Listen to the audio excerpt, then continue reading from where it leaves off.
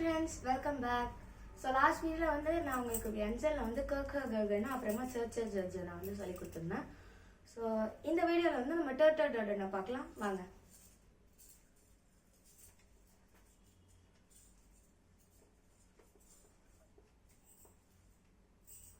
என்சல்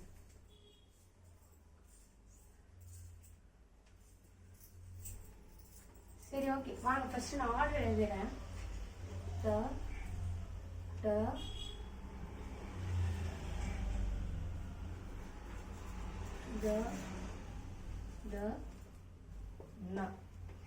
இதான் friends order.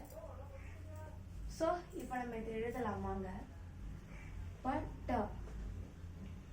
Sorry friends, கொஞ்சம் கோணல் மண்டலம் எழுதிருக்கேன். ஸோ இப்போ வந்து பார்க்கலாம். வந்து எப்படி எழுதலாம்னா, ஒரு லைன் போட்டு நீங்க சி போட்டு மேல மறக்காம போட வேண்டிய லைனை போட்டீங்கன்னா மறுபடியும் பாருங்க ஃப்ரெண்ட்ஸ், ரொம்ப ரொம்ப ஈஸி. லைன் சி க்ளோஸ் பண்ணா ரொம்ப ஈஸியா இருக்குல்ல. இப்ப பார்க்கலாம் வாங்க. வந்து என்னன்னா, லைன் ஓ போட்டு மறக்காம போட வேண்டிய லைனை போட்டீங்கன்னா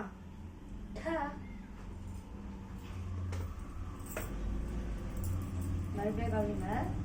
லைன் ஒரு சர்க்கிள் மேல மறக்காம போட வேண்டிய லைனை போட்டா இப்ப வாங்க பார்க்கலாம்.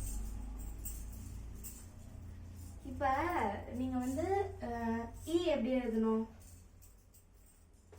லைன் ஸ்டைலிஷான எஸ் மேல ஒரு லைன், இது இ.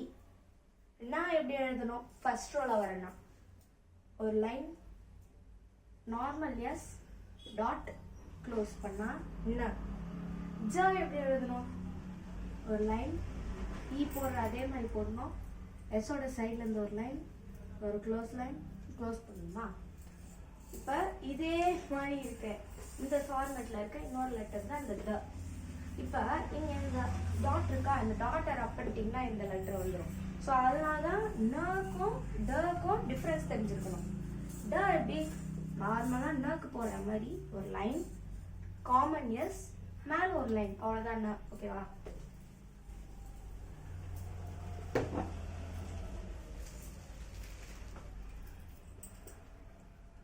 ஸோ இந்த வீடியோஸ்ல நான் சொல்லிக் கொடுக்கறதுல உங்களுக்கு புரியுதுல்ல ஃப்ரெண்ட்ஸ்?